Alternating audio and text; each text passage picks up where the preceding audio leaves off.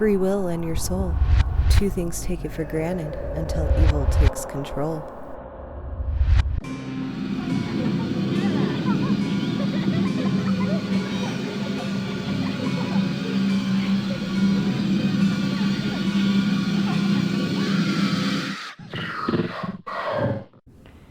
Evening, I'm Minder, and welcome to another Friday night with Nightmare Nocturne.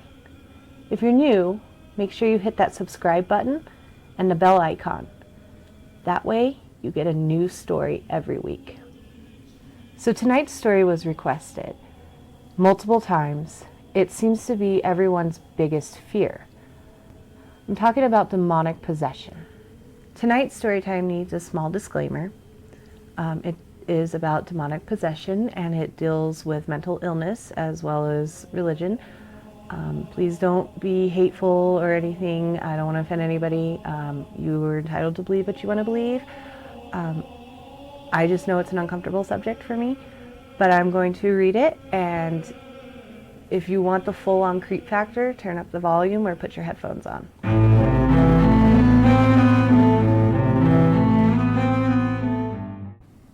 Possessions. You want to know what real evil is? I don't think you can understand the level of how deep it goes, she croaked while aggressively flicking her cigarette while looking out to the green landscape beyond the stone walls. I sat there with my notepad and my phone on voice record. I came to this institution to get a one-on-one interview with Miss Catherine about her past. With it being so close to Halloween, I thought a little scary piece would be fun for my viewers. I'm sure you're right, Miss Catherine. I couldn't possibly understand what you went through. No, she gave a crooked grin. You wouldn't know what it's like to lose complete control of your body, your mind, your soul. I gulped and took a sip of my tea to distract my unease. She choked and went back to looking at the hilltops. Miss Catherine, I understand this is a difficult topic for you to discuss. If by any means you don't want to continue on the interview, she growled. Miss Catherine smashed her cigarette butt into the overflowing ashtray, took out another, lit it, and breathed in deeply. Okay, she said while blowing out smoke through her nose. She looked awfully close to a cartoon dragon with her tough, leathery skin and permanent snarl on her face. I'll tell you my story for whatever it is. YouTube, I blurted out. Fine, but no video, she barked. Would you mind if I could just use the audio? Miss Catherine lazily waved her hand in a dismissing manner. I took it as a yes. Okay, let's start. Miss Catherine, I would just like to say thank you for allowing me to document your story. She stared out the patio for a moment and grimaced. I was 16 years old when it happened. 1988. I was staying over at my friend Betsy's house like I did every Halloween night. Except this time she invited her new guy Bobby over and one of his friends. She inhaled on her cigarette. He had pulled out a Ouija board and said he wanted to try it. Coming from a Catholic family, I was on edge, but at the same time I was 16 and stupid. It was after 3 a.m., and we had turned off all the lights and lit some candles. The lights in Miss Catherine's room flickered a few times, but she paid no mind to it. It worked all right. The planchette started to move, and none of us could figure out who was doing it. It felt like our hands were being pulled. Well, it started out innocent and fun. We contacted a spirit named James. We asked it silly questions, and it would answer. Then Bobby asked why it came to us, and the planchette started to count down, and we all let go. It immediately stopped. We put the board back in the box and called it a night. According to the rules of Ouija, you're always supposed to say goodbye, I said in confidence. She mumbled. Well, nothing seemed wrong for a bit. We didn't even talk about our contact with James. It was all kind of a hushed secret. Then a week later, things started to change. What started to change? She grabbed one of her cigarettes and lit it up. Everything. She looked at me, and her eyes were full of pain. Betsy and I started to fight. I wanted to talk about Halloween night, and she didn't want to hear a word on it.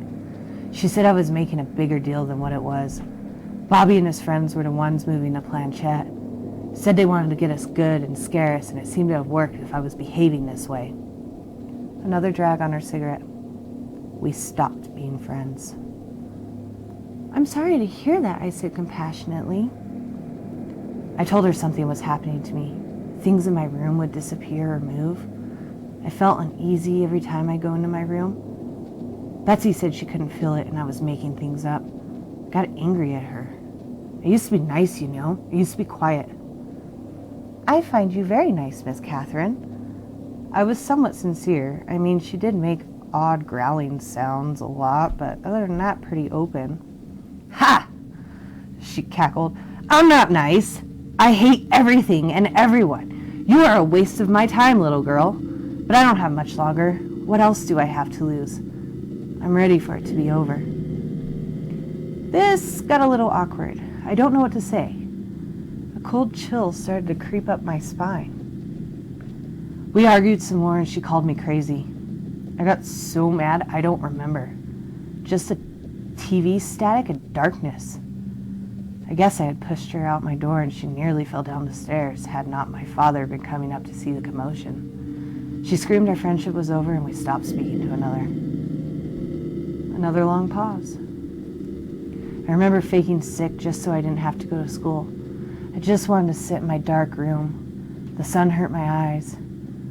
I was tired and Betsy made my life a living hell. Things got much worse around my 20th birthday. I was getting sick and I didn't have the strength to move. Doctors couldn't find out what was wrong with me. I laid in bed most of the days as I was too exhausted from a trip to the bathroom. I felt a fever burning up inside me and it was hot. I had cold chills on my body. When I could sleep, I'd wake from the night terrors. How long were you sick like this? I asked her. Still am, she said nonchalantly. I looked at her again. She was skinny, but I had assumed it was her old age. I shifted my seat uncomfortably while the lights flickered again. I started to hear the voice 6 months later. It was like being whispered in my ear. It was a soft, cooing voice. Soothed me and helped me to sleep at night. I started to feel somewhat better, but I was still weak. I didn't have the fever as much. I, of course, thought nothing of hearing a little voice inside my head, because we all have one. It didn't directly speak to me. It was just a subconscious moral compass at first. So, in the first 4 years, you didn't think it was anything to do with the contact you had made with James? Yes, well, no. I guess I forgot about the things moving. Being angry and isolated just became a part of my normal routine. I felt fine until I got sick, but even then, it wasn't my first thought.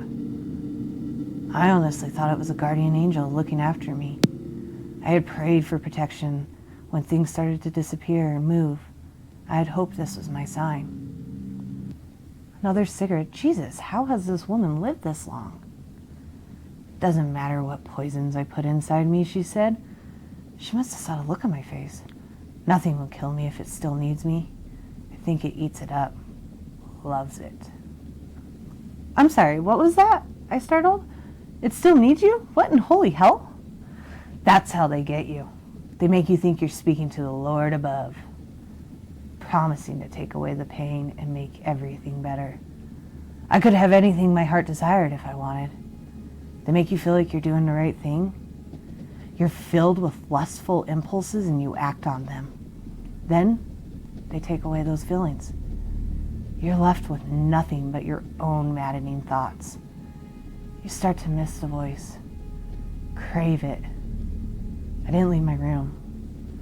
I sat in the dark, waiting to hear it.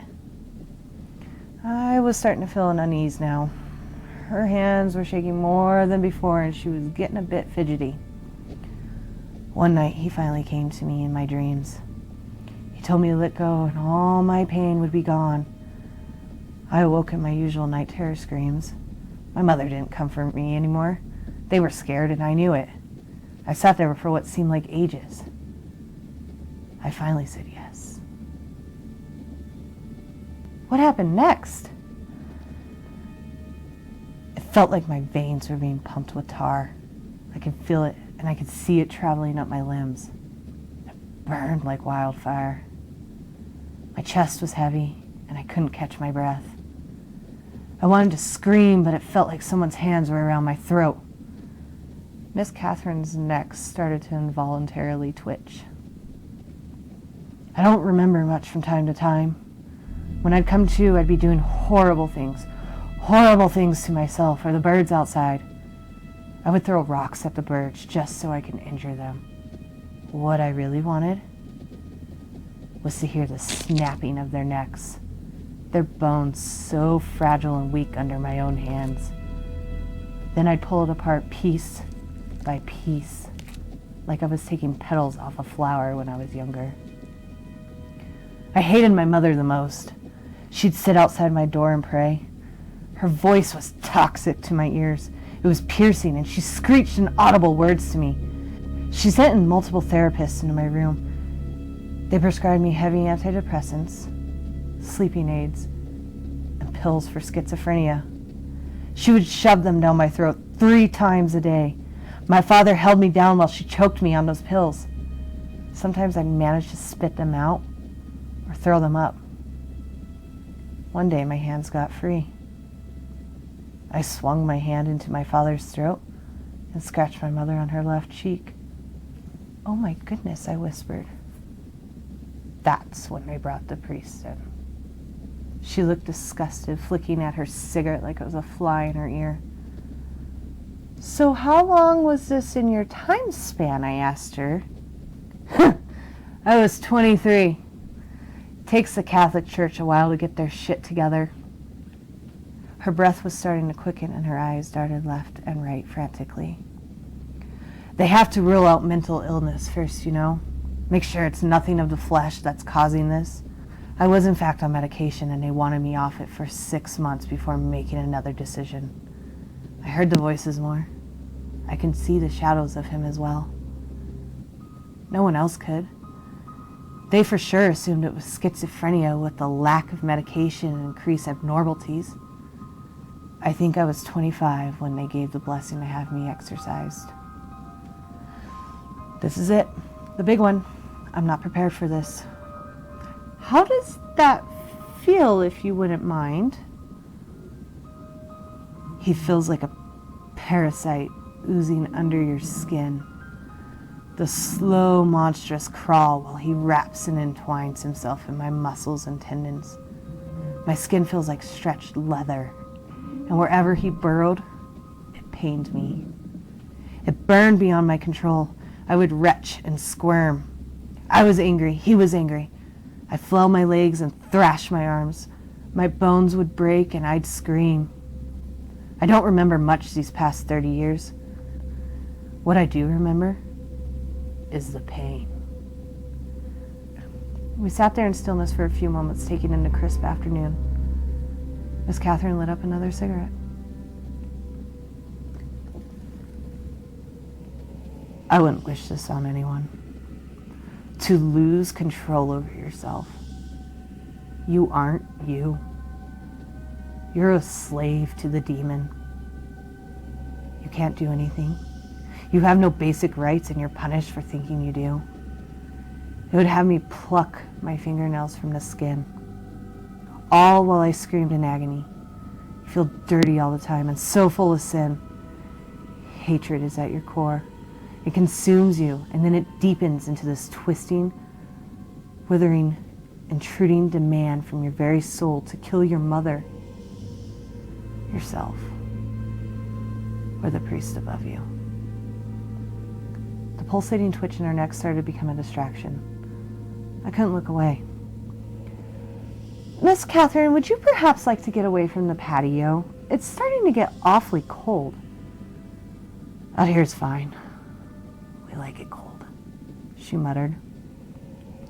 I groaned and went to tighten my jacket. "Well, Miss Catherine, when was your exorcism completed?"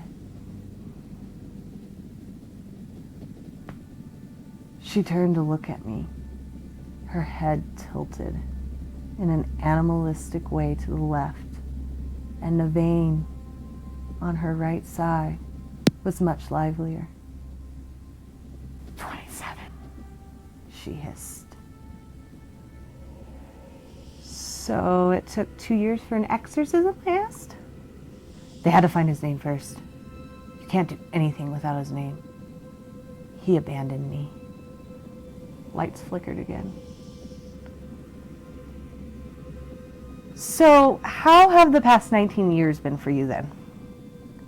Miss Catherine's fingers began to twist in an odd way. I was fine for a few years, depressed and angry. You'd be too, child. 11 years of someone else with you. The only one that knew what you were going through. The only one who has ever loved you. Bathed in darkness and cradled by hatred. Her throat made a clicking sound, and she didn't take her eyes off me. You said you're still ill, Miss Catherine. Are they side effects from the years of pain you've suffered? Click, click, click. There was that sound again.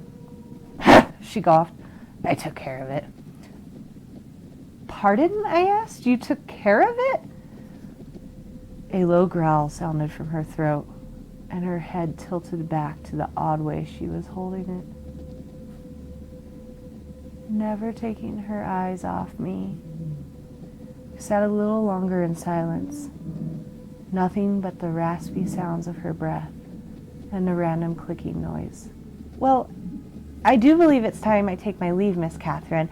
I appreciate... She called me back, you know, she interrupted. I just stared at her, my hand frozen on my phone. I need to get out of here. She played a game alone, by herself, breaking every rule, leaving herself vulnerable. I slid right back in with ease. Just like butter, she cooed. Miss Catherine stood to a haunch, her eyes never leaving me. She began to twist her torso back in a disturbing manner. Her bones began to snap and make sickening breaking sounds. Slowly, she bent backwards, inhuman-like, her hands out to lay flat on the table surface. Her bones kept snapping, and a deep growl came from her throat. Her head positioned in the left, a human pretzel. You should go, she wheezed. I want to play now. Well, I guess you can take 2 things from tonight's story. 1, don't ever mess with the Ouija board. And 2, don't let yourself be vulnerable to that negativity and energy. Don't ever open doorways that you cannot close. That being said, we'll see you next week. Sleep tight, little monsters.